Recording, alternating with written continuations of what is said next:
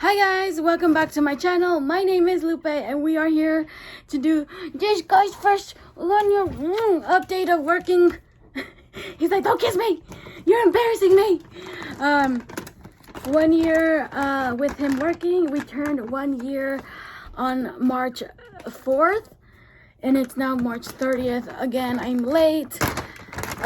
So before we get started, I do want to mention anything that I do speak about, like the things that I use, like products that I use, will be linked down below. This might be the last time you see Ethos for right now, because he's about to get a dental chew and he's drooling all over the place. But let's get started. So we're going to talk about his medical stuff and schedules. I do have a 2-month update and a 6-month update. Yeah, he went on the bed. So for his medical, he had an appointment on the 17th of March, which is why I'm doing this so late. They told me everything looks good. His nasal passages, his eyes, his ears, his skin, fur, everything looks good. His blood work and fecal matter came out good as well. While he was there, he did get a nasal injection, the Bordetella. And for his weight, so halfway through the year, it came to my attention that he was getting on the heavy side. So we did change his feeding schedule.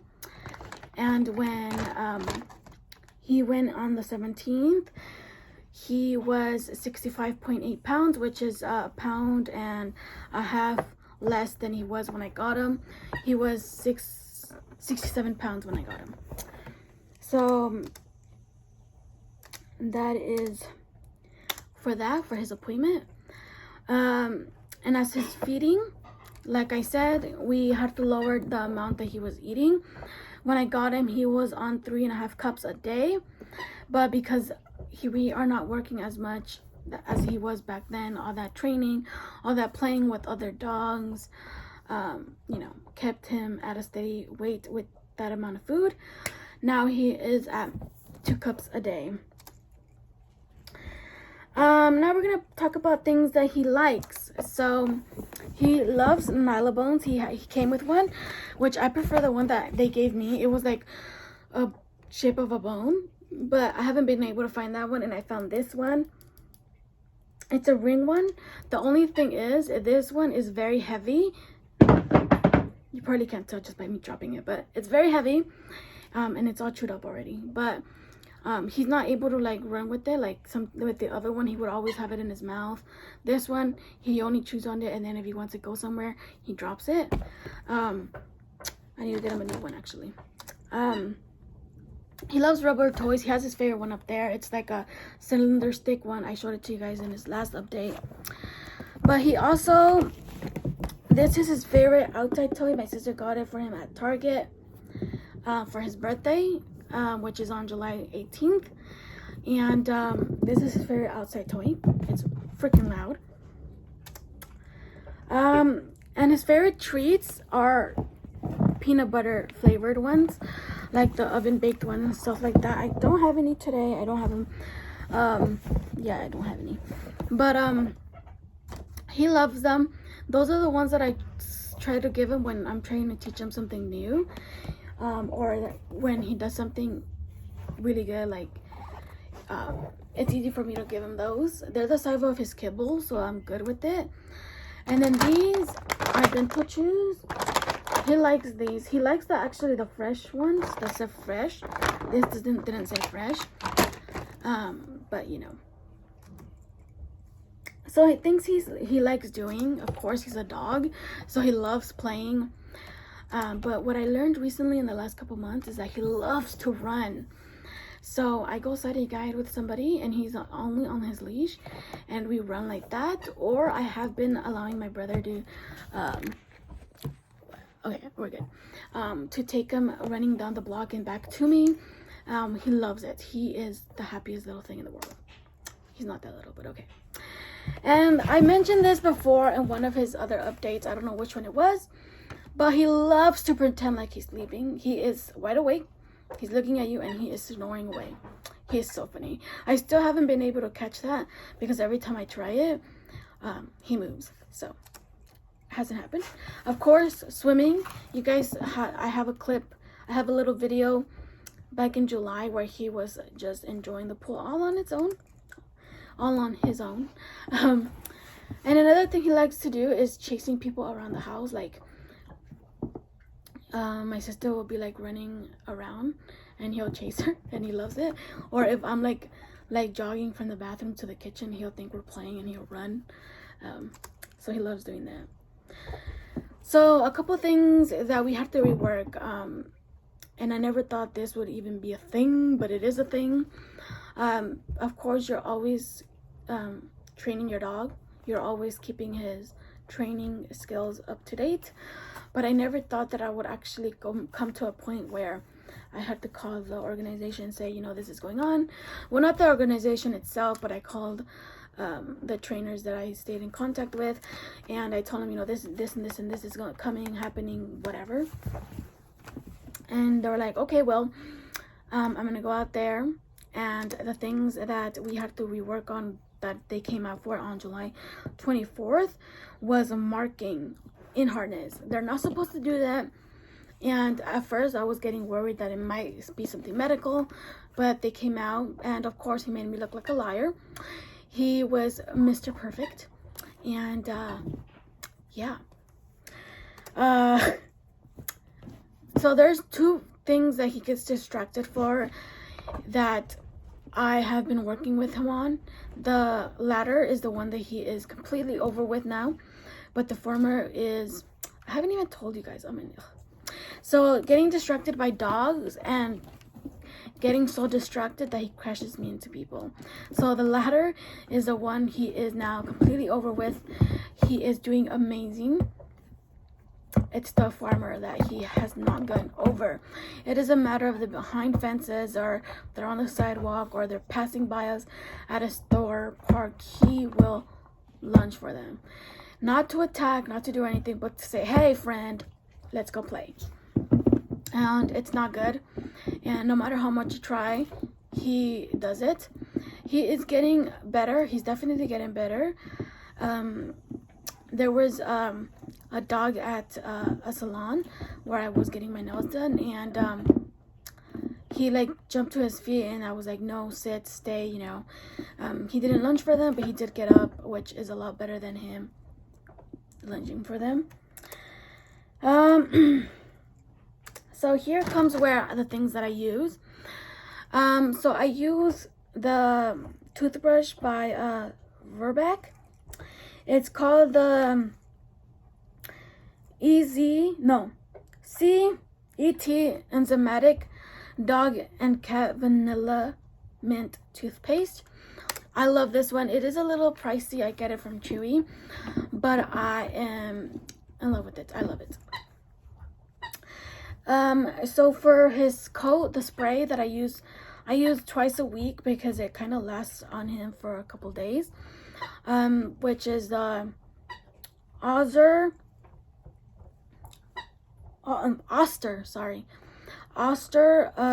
Fresh Snuggle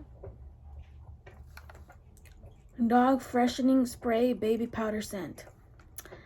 So that's the one I use for him, and I love it. And it will all be linked down below, like I said earlier. So for his grooming, I use the same old rubber brush to bring out the dirt and dead skin cells and loose fur. I don't know the name of it. I really like it, but I do not know the name of it, so I'm sorry about that. And the comb that I use for him, the rake comb, is a Conair Pro Pet It Dog curry comb. I got that at Chewy again. It's not my favorite thing in the world, but it works. It does the job. I like the one that I got from GDA more, because it has 2 rows of tongs. I don't know what they're called. Toothbrush. So I use finger toothbrushes that go over your finger. It's like a little silicone thing that goes over your finger. It was not what I was expecting. It has like little specks everywhere, but I'll link it again. I got that on Amazon. I love this one because it's a lot easier for me to control where it goes. And Paw Bomb, I use the Well and Good brand. It's called the Pro Style Paw Bomb, and I love it on Ethos. It's a dog. I think it's specifically for dogs. So things that did not work with Ethos. So there was this Paw Bomb that I got from Chewy. I have it somewhere there. I don't know where it is, but it actually made his paws even more chapped and dry. So that did not work for him. There were some sprays. It took me about, from when I got them, which was in March, to like October, to find this spray that I like, the baby powder scent, because all the other ones made him smell like a wet dog. I did not like it. They worked on Candy perfectly fine. That's why she has like a million sprays now. But yeah, that's so Toothpaste. So Toothpaste was another, like, it wasn't really much of a journey because I found the enzymatic one like the first couple months, but there was this month where I couldn't, it was out of stock, and I was like, you know what, I'm just gonna go for the cheaper one because I'm gonna wait to they get the other one and just get it again. And I regret it because it was way too sweet. It was also a vanilla scented one, but it also made Ethos's there, he's just passing by like nothing. Excuse me, you're blocking. Down, bubbies, come sit. What's wrong? Talk to the people. What's wrong? Nothing to say. Can you speak? Ethos, speak. I didn't say give me your paw. But anyways, oh, you guys, he speaks Spanish. He's a Spanish speaker. Look, mano, Ethos, mano. Gracias. Get up, up. Come on. Okay, wait. You might not be able to see him. Ethos, siéntate. Oh yeah, you can't see him. But okay, you can go. But he knows paw. I don't know how to say paw, so I just say hand, and sit. He knows those two. But anyways, where was I? Oh yes, Toothpaste. So that one that I got him was way too sweet. It was cheap, and you know, I don't have nothing against cheap things. Even the enzymatic one is not that expensive. It's like $10. But the reason I didn't like the other one was it made his mouth smell really funny. Like, I did not like it. It was like, whoa, might as well not even brush your teeth. But that's another thing that I had trouble with. So the one and only treat that I didn't like was this like fake bone thing that was filled up with peanut butter powder. I don't know what the heck it was, but it was, I didn't like it. He would like hurt, like, no, I didn't like it. And like when he dropped it, it almost sounded like glass. So I didn't like it, and I never bought that again. So we're going to go into the random things here. So like I said earlier, Ethos and I went to a nail salon for the first time. He did amazing, except that one time.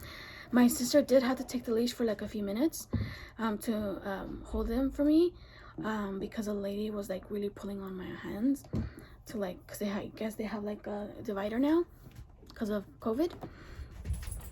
But he did amazing. And we also went to a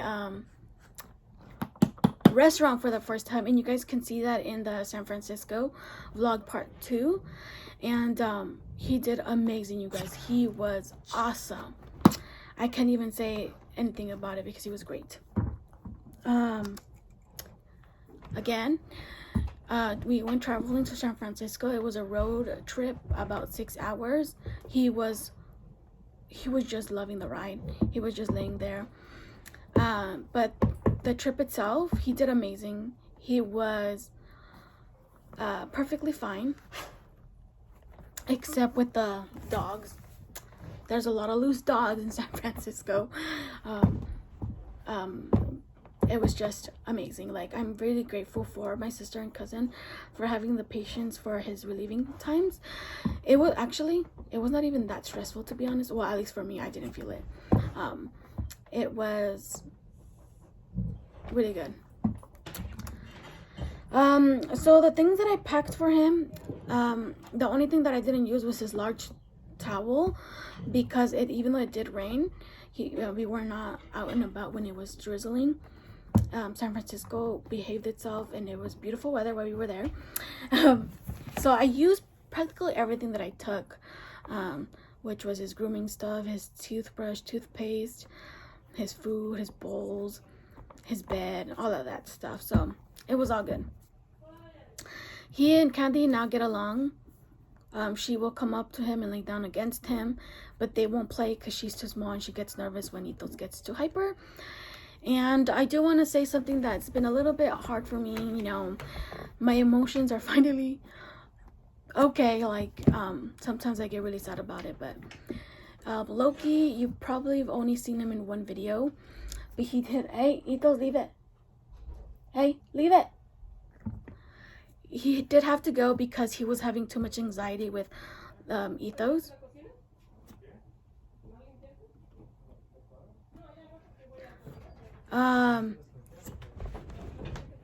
My parents are here. Sorry, you guys. He had to go. He is now with my stepbrother and his daughters, which he is super happy over there. I just miss him, and it was best for everybody. So we're gonna end this video with me talking a little bit about what I went through this year emotionally and everything that I had to learn. I'm gonna tell you 2 instances that happened that really, like, actually made me cry, that were very hard to go through, but at the end of it, I realized they helped me in a way that made me more aware of how much I have to advocate for myself, even if it comes toward my friends and family. So there was this one, you know, we are just used to small dogs, my family and friends. Like, I've never been around a big dog, and we're just used to small dogs that barely shed. Ethos sheds a lot. Like, even if I sweep every day, I always fill up about half a dustpan of fur. So that just shows you how much he sheds. So fur was like the end of the world for many of my family members and friends. Family friend members. ¿Tienes pulgas, tío? No, alguien embarcó en la alberca hoy. ¿Eh? Mm-hmm. Hijo de su madre.